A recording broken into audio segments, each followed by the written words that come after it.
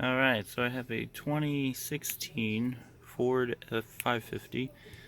These are the Upfitter Switches. I have different accessories on each one. I got a meter, I got solar panels, and I got an inverter. I wanted to make the switches hot all the time, so that way I don't have to have the key in the ignition and have the truck running, or at least have the truck in the on position. So to make these switches hot all the time, it's real simple. The best thing to do here to get to your fuses and to get to what I'm talking about, you want to go in here and you want to remove your fuse cover door. It's on the passenger side here. Now you can see all your fuses.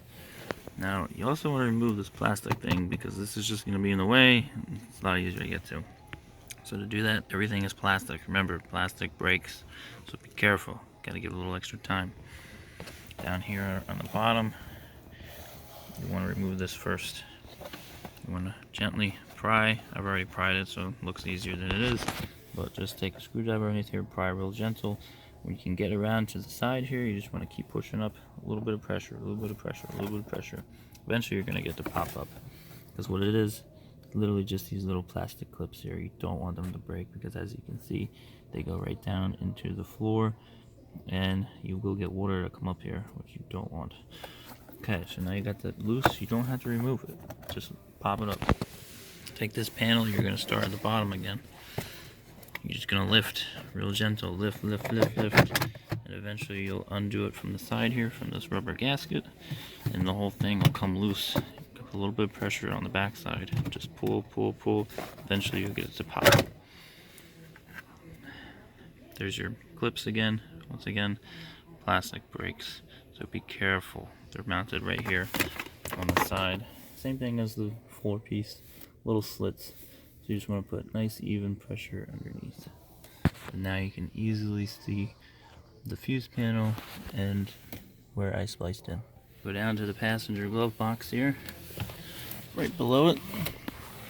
Remove those panels and you'll see all your fuses. So right next to all the fuses, you'll see this right here. This has all the wires that go into all the fuses, so you don't have to pull anything apart here. They all come up right here. Real simple. What you're going to look for is a purple wire right here. It's going to be inside with all these other wires. You have to undo the tape and expose all these wires here, and you'll be able to sort through. There's a lot of different purple ones. There's a purple orange, there's a purple pink, there's a purple white.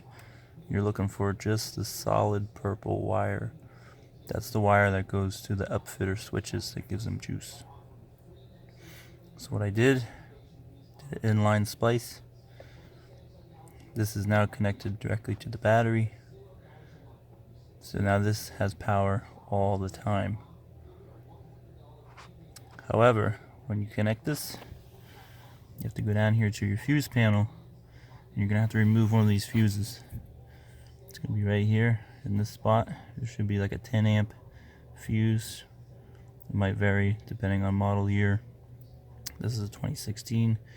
There's a 10 amp fuse right here. You can look in your book to make sure it's the right one. It's going to say auxiliary switches. You're going to remove that fuse. If you don't remove it, your radio is going to come on, and it's going to stay on no matter what position you have your key in. So you don't want that. So you're going to remove that.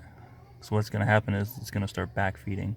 It's going to backfeed any accessories that would be on with the switches.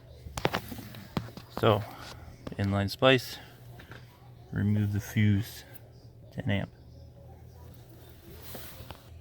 Now when I connected my power source here, I went directly to the battery, but I did put an inline fuse, so this is also fused at the battery, 10 amps.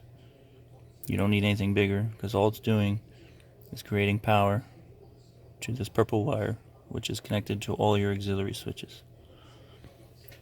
Now all your auxiliary switches, which are mounted in the dash, you don't have to remove at all. Now they will be hot all the time. So right now, I flick that on, I got juice, but my key is not in the truck. I have it connected to a meter, so I know what my voltage is, so I don't accidentally drill too low when the truck is not running. You can run strobe lights if you're on a construction site without having the truck in the on position so no one steals your truck, or have your truck running and no one steals your truck. Also mounted solar panels, so during the day the sun is charging the batteries throughout the truck. Now these switches will be hot all the time, so if you leave these switches on, it's going to kill your battery. So you don't want to leave these on all the time. So if you're going to use them and know how long you're going to use them for, so you don't wear your batteries down and be stranded. Now if you ask Ford won't tell you any of this because they don't want you to kill your battery. Because if you kill your battery, then Ford's going to want to give a new battery to you, but they don't want to do that. So this is why they won't tell you that you can make these hot all the time.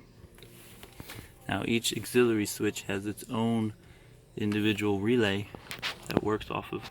So just because you made these switches hot doesn't mean that your devices that you're putting on this feeds power through this switch. This switch is only connected to a relay. So these switches will never get hot, no matter how big your accessory is. Now each auxiliary has different amperage ratings. You gotta check your book. Each switch has certain amps you can put through it. Some are bigger than others, depending on the relay and depending on the fuse. So where the relays are down below the dash. It's hard to see, but it's all in here. So all your relay switches all have pre-wired ends that you connect to, so you don't have to remove anything on these switches. Look in your manual. All the leads are actually underneath.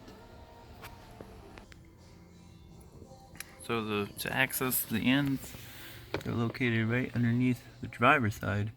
If you see, I did some inline splices in here. You'll see the leads, they have like a hard plastic coating on the end. Just snip off the hard plastic coating, strip back a little bit, and make your connections. And those are after the relays. Now your relays, they have fuses in them. They're actually underneath the hood. Once again, look at your manual. You'll be able to see what chart, what numbers. There's a whole lot going on underneath there. You'll be able to see a bunch of fuses.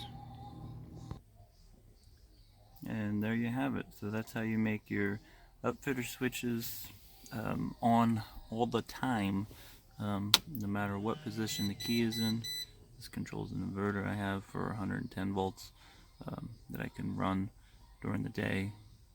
I have a meter, that way I know my battery voltage at all times. And I also have a solar panel that'll help charge the vehicle during the day. But remember, don't leave these on all the time because they will kill your battery. Okay, so just leave them off when you're done. Once again, no key in the ignition, nothing is in accessory mode. You can still operate all your switches.